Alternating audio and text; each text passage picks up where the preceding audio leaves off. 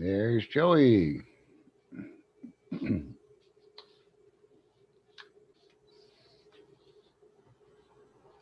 Okay.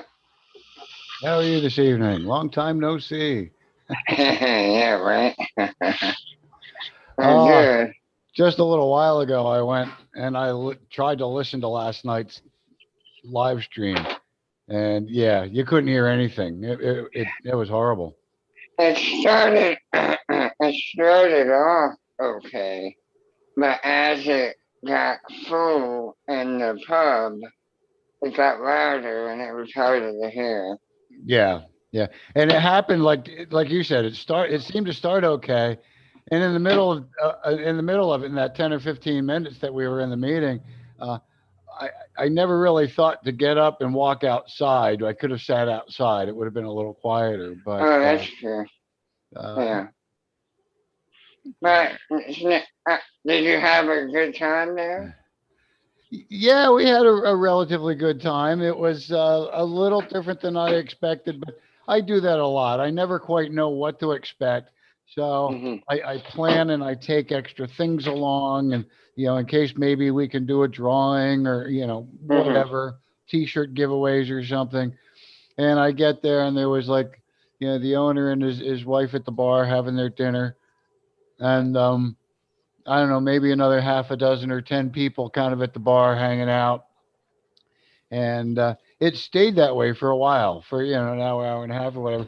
It was like, well, like you mentioned, right around that 7 o'clock period, more and more people started coming in. So Hmm. it seems like a place that, does most of its business after dinner hours, where people maybe have their dinner and then go out and have a few drinks and stuff like that. Or although they did have good food, and I don't know what if people were ordering or not. Maybe a lot of them come out and are sort of dining, but they're dining a little later because it was, like I said, 7 o'clock till it really started filling up. Yeah. I I tried to listen to it, and it sort of like sounded like I was inside a fish tank. Right. Exactly. Yeah, but now you know. Yeah, well, I learned that quite often. We did in-person meetings for about 2 years. Um, it was January of 2019 when we started doing these Zoom meetings regularly, um, because I would travel to different places and I'd get there not knowing what they were like beforehand. And some were nice and some worked out well, and others were not what I expected. And it was hard to have a meeting without interfering with the clients in the bar, or without their activity and their music interfering with our meeting. Um, and so after a while, it just made a lot more sense to do them online. People could join Yeah. in from wherever they are. Um, well, I see we're at 7:02. Give me a moment here. I'll quick pull up my little speech for you that joined the last night. I was going to say, how did it come out by memory? But like I say, it was probably hard to hear. Anyway, I'm going to start our meeting as we always do with our meeting disclaimer that all of our meetings are an environment of education and awareness, and are not an open market for the sale, purchase, or distribution of cannabis. We do not encourage or condone illegal behavior of any kind. Go ahead and close that. And I have a bunch of other stuff in my screen in front of me. I'm trying to work on some stuff I'll talk about in a little bit. Um, but let me start by welcoming everybody who's here with us tonight, everybody who's joined us live on. Oh, I see somebody else has to join in here. Um, everybody who's here with us on the meeting, anybody who might be watching us live on our live stream on YouTube, hello and welcome. Also, hello and welcome to anybody who might be watching this later on the YouTube recording. Um, with that said, I do like to mention that if you are watching the YouTube channel on our YouTube channel live, you're able to make comments down below, but we're not monitoring them at the moment, so we won't know if you're commenting and won't be able to respond. What we will do is visit the channel in a day or two, see if there's any comments, and if you have comments, questions, or concerns, we will try and address them for you. My name is Scott Weldon. I am the Executive Director of the South Carolina chapter of the National Organization for the Reform of Marijuana Laws. Many of you know us as NORML. Welcome everybody who's with me. I said that already. Let me go ahead and just kind of change my screen for myself over here. Um, I'm hoping many of you are here tonight because you saw our posts in the past few days um, on our social media talking about how here at South Carolina, we really believe that the only way to get legislation moving forward here in South Carolina is not to beg and plead and ask our legislators to do the right thing and move legislation forward. Um, they've kind of proven themselves. This year, again, with the medical marijuana bill, it's kind of stuck. It's got a chance to move, but again, it's going to be pleading with our legislators, with Senator Sweeney, who's the chair of the Senate Rules Committee, and with the Senate as a whole, just to try and get it to move. Um, and if you also look at some of the legislation that was submitted earlier this year, I believe there was four at least. I'm not going to dig in my pile here at the moment. Decriminalization bills. One of them has a large number of signatures on it. I want to. Oh, let me go down here. I think I just saw it in my pile. Henderson Myers sponsored H3228. 30 co-sponsors on a decriminalized bill. Decriminalize simple possession. Decriminalize simple possession. Um, I haven't looked it up recently, but basically it was assigned to a committee in the Senate.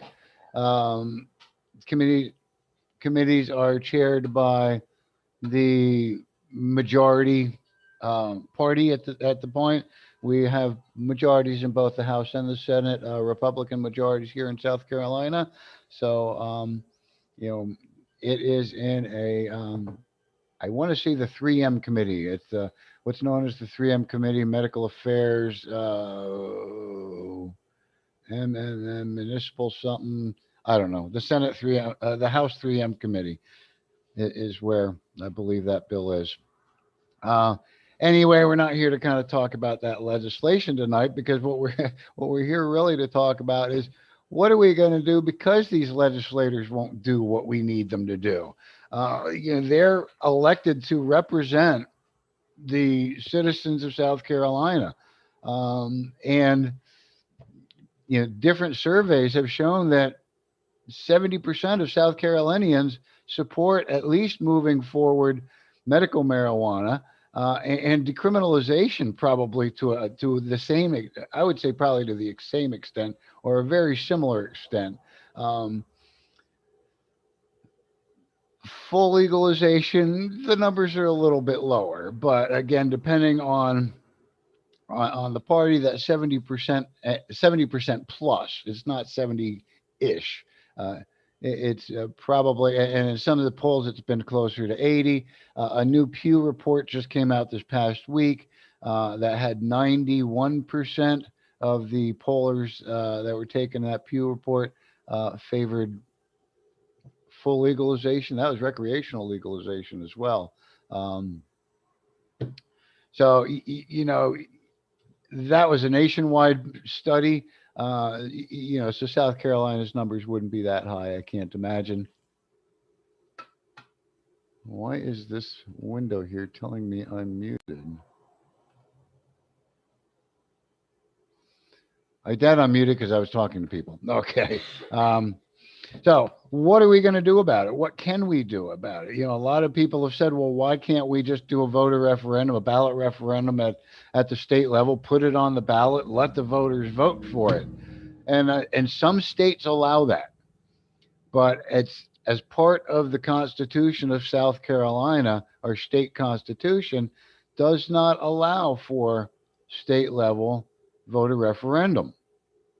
As close as we get is municipal level voter referendum.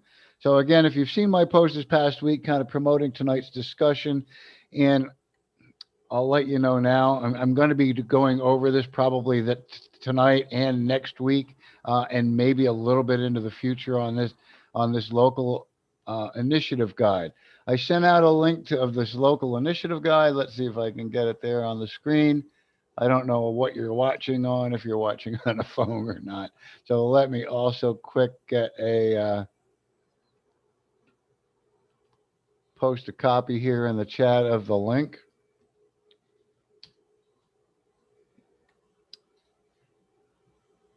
Holy crap. That gave me a whole Facebook add on to it. Let me get you a cleaner copy of it. It's a long enough.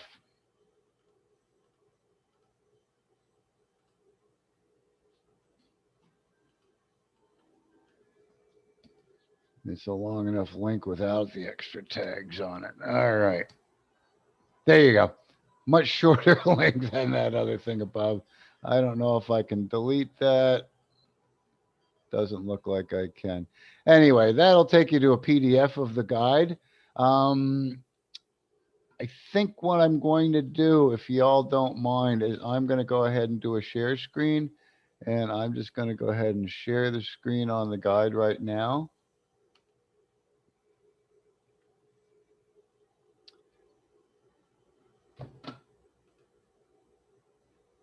All right.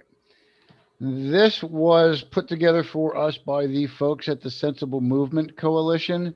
This is a citizen's guide to changing local laws by ballot initiative in South Carolina. And this was put together for us specifically for changing cannabis laws, for trying to decriminalize to what we call a no fine, no time. It's actually a no fine, no time, no court cost initiative, but you'll see if you go to the Sensible Movement Coalition's Facebook page, uh, usually they're promoting no fine, no time. It gets to be a little mouthful when you add the no court cost part of it into it. But this was drafted up for us again, for specifically for South Carolina. Chad Thompson is, I believe, their executive director there at Sensible Movement Coalition. An interesting fellow. He has drafted 3 petitions for us so far, right here in the Charleston and Folly Beach area. And I haven't reached out to him or the coalition this week. I plan to reach out and have more information for you all next week on the procedures that we're going to probably end up implementing to draft new petitions for new municipalities in South Carolina. I hope you don't mind. It's a 15-page document. I'm going to try to not ramble too much. You know me better than that. I probably will. But let's kind of go through this real quick. There's a link here, real kind of highlighted, and this is just useful information that can be copied and pasted from the guide if you follow the link that I dropped in the chat window to a Ballotpedia page on local government and ballot initiatives in South Carolina.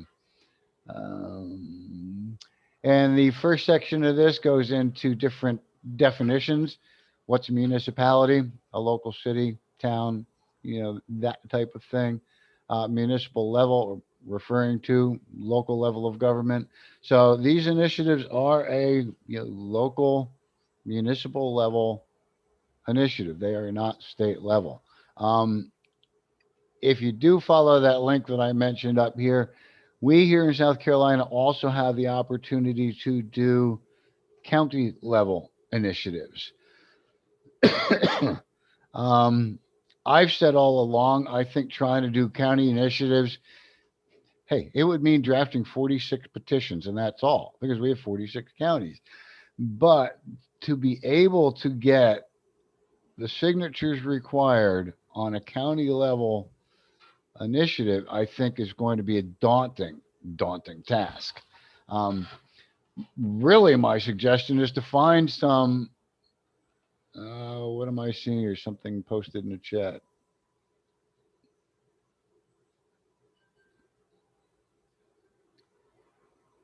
Ah, good question on that, Josh, because we have that same kind of problem here in Charleston area where I live. I'm in the city of Charleston, but my neighbor down, right next door, actually, we're such a patchwork quilt. It could be next door, it could be across the street. They could be what's considered now the town of James Island. Um, and so on James Island, which is a part of Charleston, if you're not familiar, we have City of Charleston, we have the town of James Island, and then we have unincorporated Charleston County. So we have three basic municipalities, and unfortunately, we would have to do you would have to do, let's say, a county level initiative, and or just get involved in the nearest town and help your nearest town pass something and move on from there, because that's kind of what they've been doing in Ohio, where this group is founded. Um, and they're moving across the state. They're town by town. I don't have any numbers offhand with um, how many towns they've done. I want to say it's over 18. Um, but that, and for myself, I moved here to Charleston from Pennsylvania 5 years ago. And 5 years ago, Pennsylvania was doing the same sort of thing. They were circulating local initiative petitions, to decriminalize in small towns and communities. And that's how they started moving it forward. Eventually, they got some of the bigger cities to decriminalize. And I think that's, I mean, personally, I think it'd be even a challenge to start with the city of Charleston, although that's where I live. Um, that's why I always say, oh, we should start with Folly Beach. But that's there's folly in that as well. Folly Beach swells to from a population of 3,000 in the wintertime, in the off tour season, to 23,000 in season, and season just seems to be never ending almost anymore. The lines of season and out of season are blurred. Um, but for the most part, I would really be challenged to get down to Folly like January, February, maybe stretch it through March to try and find the 15% of the registered voters to sign the petition to sign it. Now, mind you, it's only about 400 or 500 people that would need to sign it that are registered voters and residents of Folly. I mean, now um, that is one of the, I want to say a snafu, and it's not. It's not. It's just it's one of the rules. This petition is for registered voters in that specific community. Actually, I'm holding the guide, not a petition. I have a petition here as well. So only residents of that community and only registered voters can sign. One good thing here in South Carolina is they tie registering to vote with getting your driver's license. And so the numbers of registered voters in the state are relatively high. I think they're considerably higher than they used to be in Pennsylvania. And I don't know the numbers in Pennsylvania, so don't quote me on any of them. But I believe it's about 85 or 86% of registered voters, of residents of South Carolina are registered voters, because it's tied right into getting your state issued ID. Um, but there, yeah, so there was my sort of, I want to say, misguided effort at Folly. And I just want to go on to our definitions here for a moment. So, next is, what is an ordinance? Simply, an ordinance is another name for a law enacted on a municipal local level. Here they give an example. A Charleston ordinance prevents selling food out of a residentially zoned building. Um, and as some of you all know, there's ordinances for just about everything and anything some of these days. Um, what's an initiative? Yeah, initiative, or as in citizens initiative, is a means in which electors can bring a petition signed by a certain minimum number of registered voters to force a public vote on an issue. Now, that's pretty clear. It allows the voters to force a public vote on an issue. The vote may be proposed on a state level or a local level. It is a form of direct democracy. Now, in South Carolina, it's not allowed on a state level, um, but in some states it is. This could say county level and local municipal level. A petition, what's a petition? An actual document that is signed by registered voters during the initiative process. I want to sort of clarify that a little bit because I've been asked many times and I'll probably be asked many more. Where's the link where I can go sign up online, where I can sign it online? When you are doing a local initiative, a ballot initiative, it must be a physical document, a printed out piece of paper. I don't have one of them open right now, but on the very last page of our petitions, there's actually an affidavit where the person who is going to be collecting the signatures signs it.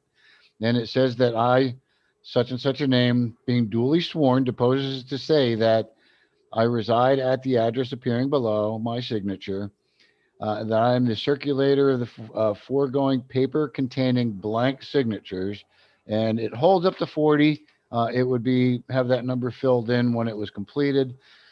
And I witnessed the affixing of each signature on the date specified, that it is a genuine signature of the person whose name it purports to be, and that such person is to be, to the best of my knowledge and belief, a qualified voter in the city of Charleston is for this particular ballot.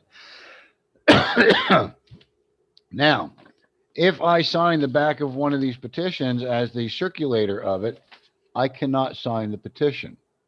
So I would have to have somebody else sign the back of one and be a circulator, and I could sign theirs. Because if you sign your own, it voids the signature. Um, and then we collect these all up, and then we turn these petitions into the Board of Voter Registration. And then the Board of Voter Registration goes through and meticulously checks each and every signature against the voter rolls in that particular community, striking off any that don't count, don't apply. And if you don't hit your minimum 15%, you've got to get back out there and collect a few more. Now, the good thing about it is, I mean, those other ones still are good. You come up with 14,900, and yeah, let's say you needed 1,500 of them, and you get 1,498. You'll only have to go in and collect two more. Make sure they're good and valid ones.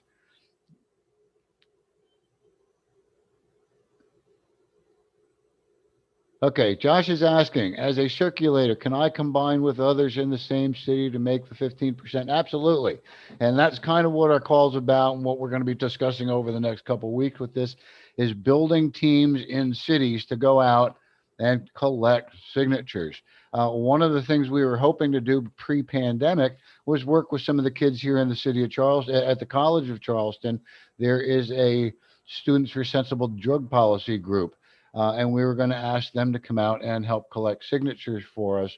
And they actually get credit for petition circulating out on the street. So it's a win-win.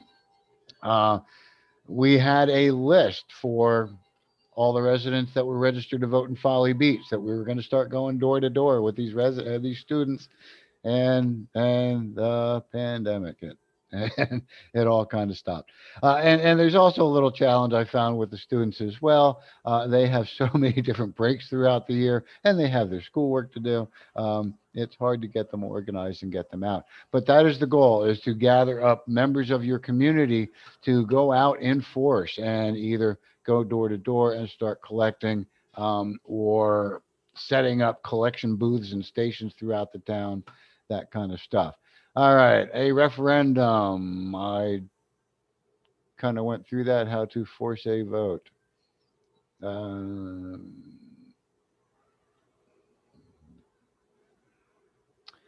A referendum is a means by which electors can bring a petition to challenge an ordinance recently enacted to a municipal legislative authority. This is an instrument used by the citizens to change laws that the legislators have put in place that they want that the citizens want changed. They talk about home rule, right, given to local towns and local citizens as well to make local laws to govern the local city and town as long as there is no conflict with state law. And that is important in our decriminalization petitions because people says, "Oh, so we can make it legal at the state level? I mean, at a local level?" No, you cannot go and conflict with state law. The only thing we can really do is affect the penalty process. And that's why we say no fine, no time, no court costs. We want to affect the penalty process of the simple possession, less than an ounce possession of cannabis law in South Carolina. Charter, often referred to as local charter, is the document that a charter municipality spells out as its local set of rules of governance. A town with a charter is often referred to as a charter city. Uh, General law municipality is general law. Local governments are governed under state laws and do not have a charter. Okay, so there's two different types of communities, but electors are your registered voters. Decriminalization generally accepted to mean um, to lower below criminal level. Depenalization to take the penalty away. And that's generally what this effort is trying to do is to depenalize simple possession of cannabis. Uh, I'm not going to go through and read all 15 pages of this for you. This is some general information on the South Carolina Code of Laws, giving every single South Carolina citizens the right to make local law on municipal levels through the local initiative, ballot initiative process. So here's the authority granting the citizens to the right to self-govern. South Carolina Code of Laws 5-17-10 mandates the initiative process. Advantages of depenalization, question mark. The concept model of depenalization offers several advantages from a citizen's perspective. The model offers freedoms to consume cannabis plant without the fear of being subject to penalties while offering certain protections not offered by more traditional legalization model.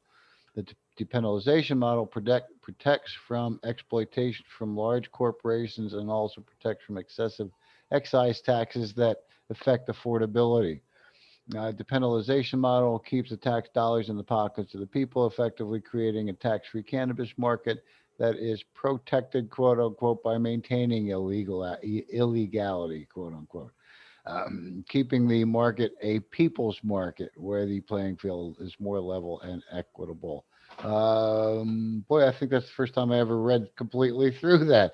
But what they're saying is by basically depenalization is to take away that fear of being locked up, but it does not create a legal market for distribution. And I think now I kind of understand why there's the question mark on there because I'm not sure maintaining a black market or a citizen market, a people's market is the best way to control the quality and efficacy of the material that you're purchasing. Um, that is one of the reasons why I think regulation needs, legalization needs to be in places for the regulation. So there is testing, so we know if there's mold or adulterants or something in our cannabis, or so we know there isn't. Let me say. Um, I digress, as I often do. Let's go on.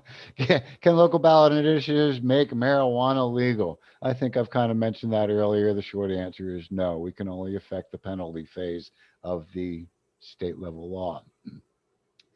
Um, Here's where we sort of are going to answer Josh's question a little bit. Can I combine his petition with other petitions? Is the guide talks about, and geez, we're only a couple of pages in already, aren't we? Talking about building teams. Um, because this is an effort. 15% of registered voters is a pretty strong number. I believe in Charleston, the number that I'm going to need is, let's see, I think our population is about 125. Out of that, I believe we're real close to 100,000 registered voters. So, 15,000 signatures at, I don't know if you can see me because I've got the share screen. I'm holding up the, petition at 40 40 signatures at max per petition. That comes out to, I would need about 375 printed documents of these with our 7-page petitions to turn into the Board of Voter Registration. Chances are the number is going to be closer to 400 here because they're not going to be full. Number may be higher, it might be, yeah, you never quite know. If the petition has an affidavit signature on the back and only 1 or 2 signatures on it, it still counts. I'll turn it in. So um, there is going to be a need, a necessity to actually gather together with other members of your community and try and get this effort in your town. I should not have eaten that Hershey Kiss. Now I got that in my mouth. Excuse me. All right. I am not going to go through this page by page again. I mentioned I wouldn't, but I'm still going to kind of go a little bit through it. Overall, when we're talking about gathering these teams together, depending on where you're working at, you're going to, well, first off, we're going to kind of need team leaders. Team leaders are going to have to organize local meetings on a regular basis, very similar to how we're doing our cannabis conversations every week. Our cannabis conversations may either become a part decriminalize South Carolina conversation, or it may merge into a decriminalize, where we'll do a conversation on one topic at first and then merge into the decriminalization after we're done with whatever the topic of the day is on our weekly conversation. We'll see how that goes, but it's something that you have to keep on top of. When I tried it before, I did not keep on top of it very well. What they do out in Ohio, they create Facebook, I don't know if they're pages or groups for each town. I could see doing that, but one thing we don't necessarily do as a normal chapter is we don't, how do I, we no longer, we used to have a Facebook group that was sort of sponsored by our chapter, and we no longer do that, because they tend to get things off message, sometimes off brand a little bit. But our initiative groups, those may be set aside more as private groups, type of thing, so they're not necessarily available to the public. But it is a matter of getting weekly meetings together to organize these things. On the share page, I do kind of have to laugh a little bit because it's pretty obvious on that first sentence that this was probably pre-COVID written. Find a place like a coffee shop or a library or someplace in your town where it has a meeting room quiet enough to be able to talk. We proved that out last night trying to again have our meeting broadcast from a pub. It got way too loud, way too much background noise, and I went and listened to it for a little bit today. It sounded like we were kind of in a fish tank. So I don't know. It's not the effective way to get the message across. My suggestion, because Zoom is such a thing nowadays, and even the free option is pretty darn good. I think you get up to 40 minutes for your meeting. No reason why you can't restart a meeting, I don't think. And the other thing I learned when we had the free account here at South Carolina Normal, if you only have two people on the call or on the Zoom call, the clock doesn't start. It doesn't start until the third person joins in, and then your 40-minute clock will start ticking. Um, and that's why our meetings in 2019 were usually quite a little bit shorter than they have been this year in 2020. Anyway, um, recruiting at every meeting. I mean, recruiting to get people to go out and collect these signatures is going to be a huge part of trying to do this. This is not something where one person can say, "Oh, I'm going to go and collect signatures in my town." I mean, they would have to be somebody that wears a cape. They'd have to be a superhero in most towns, even a small town. Um, it's a lot of effort to cover every corner and to find all of the registered voters. Now, we can buy lists from the Board of Voter Registration of the names of all the registered voters in a town. If somebody's going to want to do that for the town, they're going to have to help us in fundraising, which, oh, there it is right on the next page, fundraising. That's also part of moving these ballot initiatives forward. And it's not a lot of money. Again, if you go and follow the link, download this PDF, print it out, read it, whatever way makes it easier for you. They have an example here in 2014. A team in Toledo, Ohio, was able to um, get on the ballot for less than $2,000, and there were 13,000 signatures collected in the span of about 4 months. Now, to me, that's superhuman. They must have had some really strong effort in Toledo with people getting out there and being on the street and collecting these signatures. Um, and I think some towns and cities are going to be a lot easier than Charleston as well.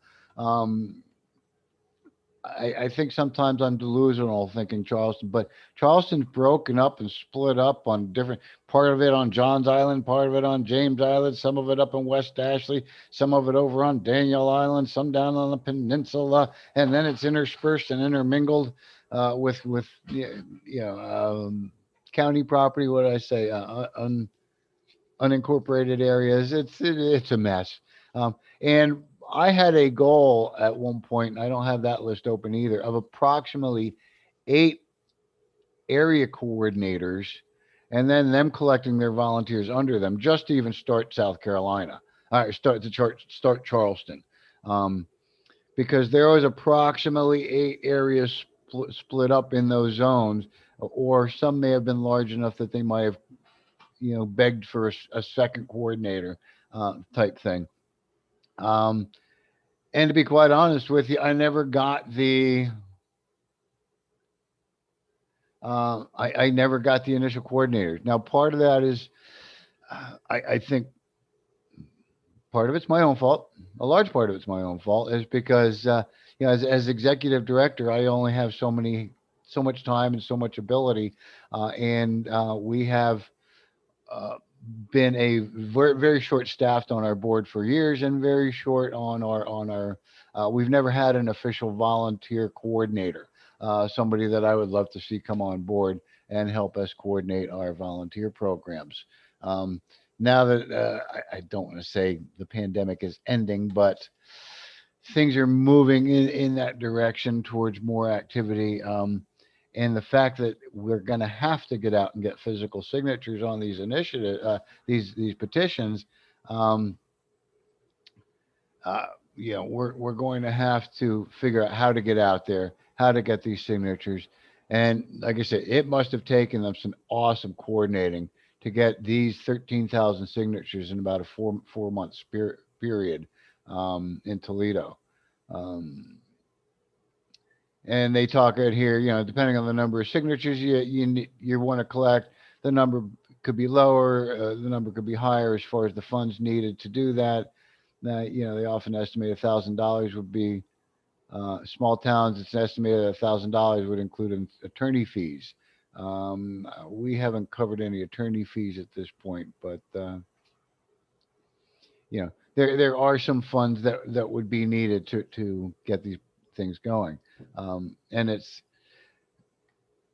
Anyway, let me kind of go on a little bit from there. They talk about ways to raise funds. You could do car washes or rummage sales or other types of fundraisers. Thankfully, we have our own nonprofit, South Carolina Normal. This guide was designed for a group that did not have any other organization backing them. And I would probably have to ask the question on some of this: would they be required to create their own 501c4 because it is political activity, and they're asking people for money, and if nothing else, the government says free speech is fine, but once you start asking people for money, then we want you to file as a nonprofit and jump through hoops and do all that kind of stuff. So um, one of the pluses about having a nonprofit is we kind of have that covered. We do have a little bit of, our social media and our newsletter and things like that that we can regularly utilize. We do even have the option to do some blast with the assistance of national and get on a little bit wider scope. Um, but here's the thing. Again, it's a whole bunch of different options they're talking about on trying to raise the money needed to get a ballot initiative going in your local community. Um, Let me scroll down to the next one, and there are two parts to the ballot initiative. First is the signature campaign. And we've kind of touched base on that pretty much because I've talked about the petition uh, and collecting the signatures and the affidavit that needs to be signed on the back by the collector. And also, we talked pretty much on who's allowed to sign registered voters in that municipality. Um,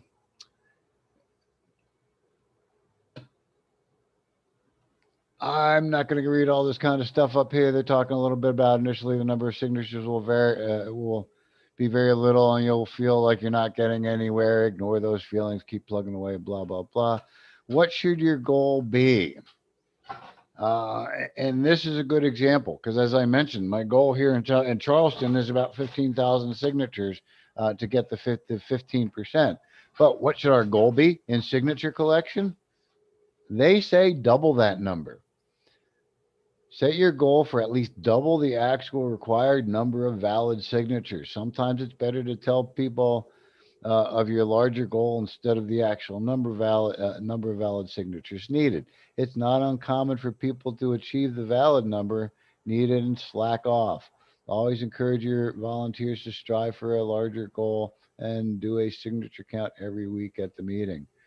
This helps to excite and motivate your people. Now, you might on this, make larger goals on your small coordinated areas, but um, part of the reason they go into it, and I'm not going to, they even mention it in here. Part of it is because a lot of the signatures you get may not be valid, depending on where the type of event you're set up at. Prime example, I had an opportunity. I was invited to a radio station rock concert, and they were doing, I don't know, rock day. And they says, yeah, you want a space? You can come in. And I was allowed to come in for free and, set up our little booth and start collecting signatures. And it happened to be at it was in, I don't know if it was in North Charleston, if I was in Somerville. I was somewhere in that area. I want to say I was probably in North Charleston. Um, and I didn't have North Charleston petitions. I had Charleston petitions. I had Folly petitions and James Island petitions. Um, I probably should never have taken the petitions to those events because I got so many signatures. Now, first off, try and talk to people over loud rock music playing and a large crowd nearby. That's a challenge. One of my biggest questions: are you a resident of the city of Charleston? Because I think that was the only petition I really pushed that day. Yeah, yeah, yeah. Are you a registered voter? Yeah, yeah, yeah. They'd sign my petition. I got home later that day and I started looking at signatures, and I had Hanahan and Goose Creek and Somerville and all over, probably Charleston County, but not the city of Charleston. And so all of those signatures were invalid. Not a single one of them counted. Some of them that they did, but I mean, a lot of them. And you start trying to turn those into the county, they're just gonna, well, you got give us some petitions with decent signatures on. And that is the importance, folks. Let me repeat. That is the importance of that affidavit of circulator on the back. That circulator needs to be able to make sure that that they can communicate with the people that are signing and try and be as clear as possible with them. Yeah, the requirements, and also that they're writing legibly so that the uh, Board of Voter Registration can read the signatures and verify this, not the signatures necessarily, but the printed name and the printed address, because they do printed name, printed address, signature, and date. And so they need to be able to read that written name and that address, because good example, one of the biggest things that will eject a signature. I'm lost for words. What I'm looking for. Disqualify a signature is somebody moves. Oh, I used to live at such and such, and I moved over to such and such, but I forgot to re-register. Or I forgot to change my address on my registration. Um, no good. Yeah, the signature is no longer valid because you're not actually signing from the registered address. Um, Another example could be signing signing it and then moving. I would suggest you come back and sign another time. Um, can we do raffles? Raffles are kind of a big. I know when I say the word raffle, even on national calls, they say don't say raffles. Raffles are something that the Secretary of State oversees, and they are kind of very weird about raffles. Um, I think auctions are okay. Drawings are all right. Raffles. Something about the word raffle. Selling raffle tickets. I'm not sure. Um, I would say those we'd have to be more cautious on. Like I say, for us, it's easier just to direct people to buy stuff off our website. Hey, we have such and such. Go buy our T-shirts. Go get our memberships. Memberships. Let me remind you, if you're not a paid card carrying member. I don't have. I still don't have my shared screen on. I still have shared on. Yeah, get your card. It's your memberships that do help to support us. Um, but yeah, raffles I would be cautious with, Josh. I have missed it. I want to just go make sure I missed it. But I know we can get signatures in person. But do we have to literally go door to door, or could we collect them at Yes. Okay. Well, you don't necessarily have to go door to door. As a matter of fact, this guide will go through and it has some tips. I'm going to kind of skip over some of this section here. It talks about things you might need: clipboards, pens. Um, get out there and bark at the crowd. Be vocal. Work local events. Petition in traffic public areas of town. Find local businesses that are supportive. Carry voter registration cards. Like I say that if somebody says I'm not registered, that is an option. Not necessarily voter registration cards, but have them get on their cell phone and go to scvotes.org and they can register right then and there from their cell phone and then sign your petition. Uh, Make sure you verify and double verify that the signer is a registered voter in that town, that municipality, that the address is where they're registered to vote. Again, a good situation, a good example of that is Charleston's a college town. I believe there's a college in Columbia. 'Cause there's a lot of college towns. A lot of college students are registered to vote at their parents' home address and not at their college address. Although they might be living in Charleston right now, they could live who knows where. And that's probably where they're registered to vote. Um,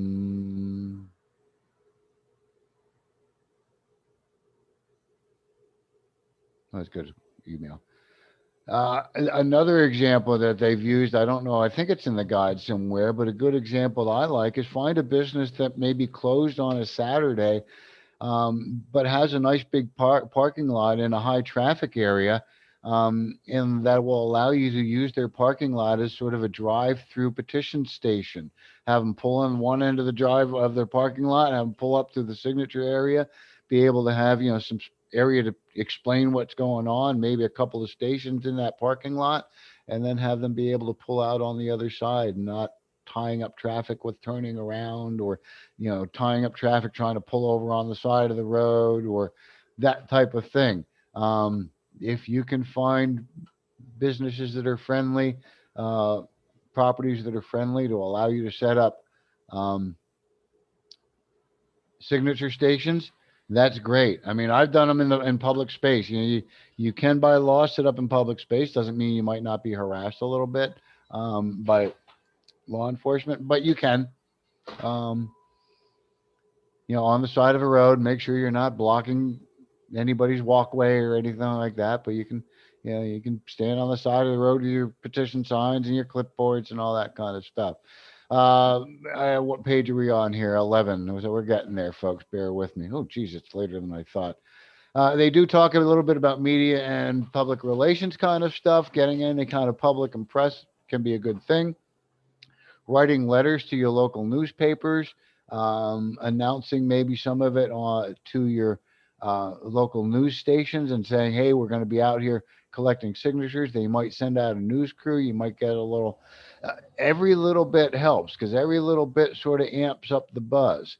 We ended up getting a spot on the radio back in 2019. That was actually part of getting invited to that rock concert, that rock show.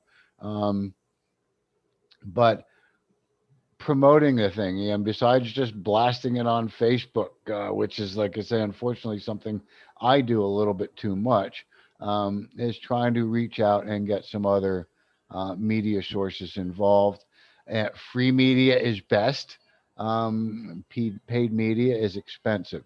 So, like I say, press releases. Probably some of your best bets do press releases. We're going to be out at this area collecting this weekend, and you might get news crews out. You might get some notice.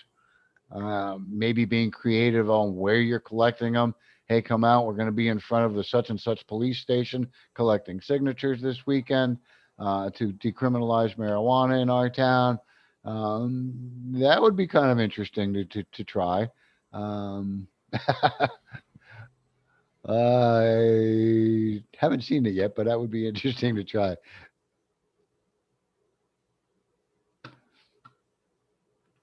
Josh posted in the chat here that he trolls Henry McMaster's Facebook post every now and again.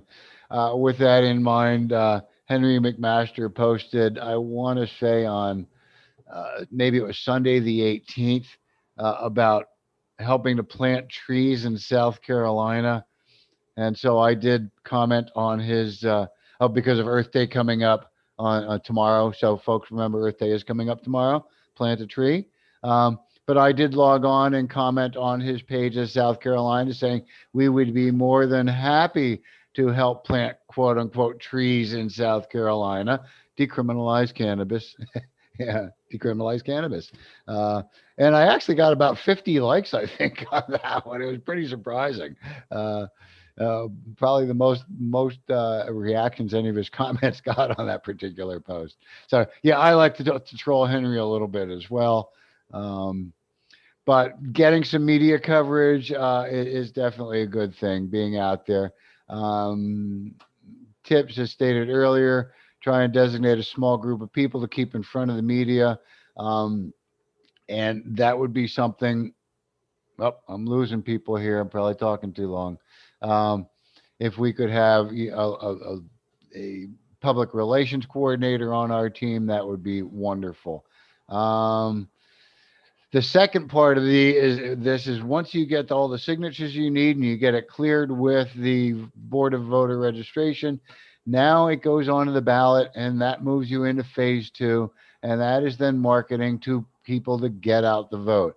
Doing yard signs, if you can afford to, do direct mail, do local events. Again, get out the vote, holding up signs.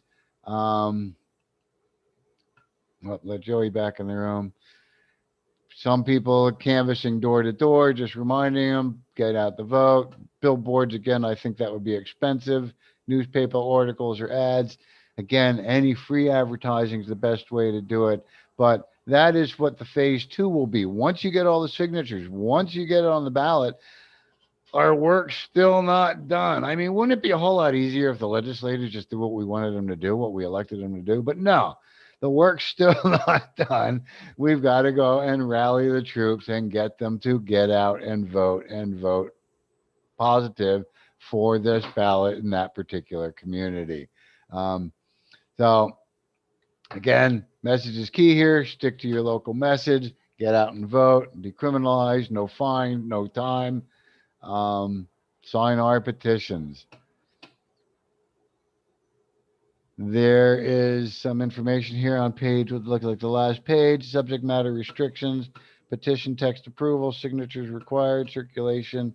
So this is city initiative process and some of the requirements that we need here. Referendums must be filed within 60 days of the enactment of the ordinance in question. Yeah, there are no specific restrictions as a form on municipal INR petitions. Um, yeah, that kind of stuff. So I'm going to go ahead and turn off the share here and let you again see my smiling and my new haircut. May double check chat here, see if anything else is new. All right. I just talked for freaking near an hour again, folks. I am so sorry. Is there any questions on all of this stuff I rambled through? Do any of you feel that you want to get involved in this or know someone in your community that does? Um, you're welcome to chime in. You're welcome to put something in the chat. Let me know how you're feeling about it. I feel strongly that this is really the way to try and get South Carolina to go forward because begging our legislators is getting us nowhere. Nowhere. You know, I hear Jill Swing talk about it's been 7 years that they've been that she's been at it, and geez, they got CBD, they got hemp, um, and now this is what they call this version 3.0. So I think this is like the third session that they've actually submitted the Compassionate Care Act. So that's year 5 and 6 of that. Josh is up in Columbia. And Columbia, I believe, is the second largest city in South Carolina. He was the first a few years ago. I think Charleston and Columbia kind of have been battling back and forth. So again, in Columbia, you're probably talking close to 15,000 signatures needed. Um,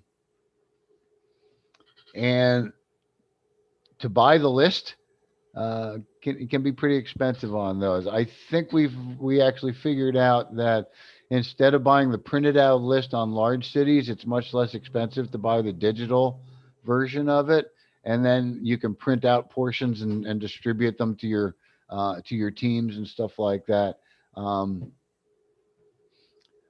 whereas Folly Beach was pretty small. I think we bought the entire list there for about $75.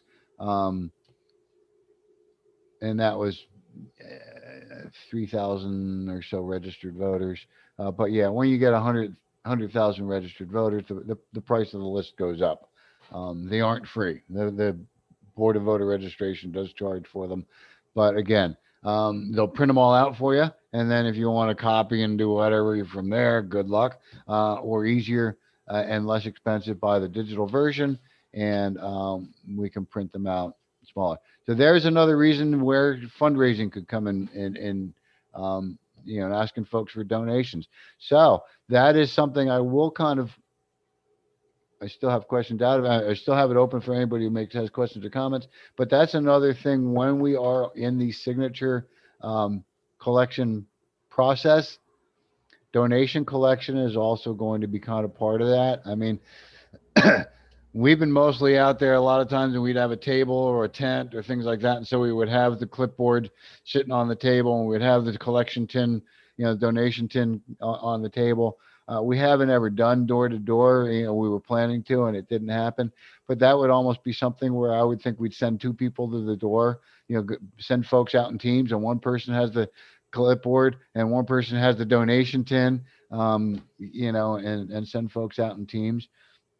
And I wouldn't even necessarily, get overly pushy about asking for a donation. Just kind of make it noticeable. You got a donation tin. Okay. Kristen had to hop off. Well, we'll see her next week. Um, but yeah, that is part of it too. Is we will need some other funds. I'm guessing she hopped off. We are getting near our 8 o'clock hour. Um, I'm gonna kind of wrap us up for tonight. I'm gonna have, if you want to open up your mic, mention anything, make any comments to me. What I'm going to ask you all to do, if you're interested in getting involved in this, is go ahead and copy that link that I put in the chat. Um, do I have the same link here? Sure. Um, and go ahead and find the PDF. And if it's, I mean, if you want to print it out, to me it's easier because I can print it out. I can walk into the living room on the couch and I can flip through it. I can highlight things if I want, that kind of stuff. And later on, I shred it and use it as mulch in my garden. And then I need another one. I print another one. Anyway, print them out, go through them, kind of look over it, and I guess come on back next week and let's kind of go over it one more time because I'm going to be pushing this next week for people to really look at these initiative guides and let us know if you're willing to make a commitment in your community. Where next week we'll probably be talking a little bit about some requirements on what a community organizer is going to have to kind of do and commit to before we reach out and have the Sensible Movement Coalition draft a new petition for that specific area. My guess is we'll come up with some requirements, some base. Not we're not going to draft a petition just because one person says, "Hey, I'd love to do it in my area." Unfortunately, unless it's an area that we can get all the signatures on one petition for the whole town. Um, I don't see that happening. I think we'd want to have that area at least have a small group organized of maybe half a dozen people that say they're committed to the effort, that join in on our calls with us and start our coordinating process, and that way they can start reaching out in their community and finding areas they can start collecting signatures at. And once we have a good solid team in the area, then we'll make sure that we have an updated petition drafted for that community. Um, and I apologize for making it sound, difficult. It's just I've seen it for myself. I've had these petitions drawn up for me, and I'm sitting here kind of spinning my wheel, mostly without a whole lot of dedicated volunteers to help me get this done. And we're not going anywhere with it. So this type of effort really depends on volunteers, committed, dedicated volunteers that want to get this job done and collect these signatures. And then, of course, help us promote the get out the vote. 8 o'clock, man, 8:02. It's been over an hour. Thank you so much for joining me. I'll give you one more chance. If you have a question, comments, concern, turn off your mic and say it. Tick, tick, tick, tick. Let's do the Jeopardy. Da-na-na-na. Nope. All right. I'm not seeing anybody turn everything off. Thank you guys for joining me. Real quick, Daniel, I've tried to reach you on email. I don't know if you've got my email, but please try and reach out to me on the email if you get a chance. Um, Otherwise, thank you all very much. I will be back here again next Wednesday at 7 o'clock for our next cannabis conversation. And if you do the Facebook, check out real quick our cannabis convocation. We're just starting to get some information together for that coming up on July 10th. That will be at Segra Park in Columbia. Thank you guys. Have a great night. We'll talk soon. Visit us at normalsc.org. And if you need to email, normalsouthcarolina@gmail.com.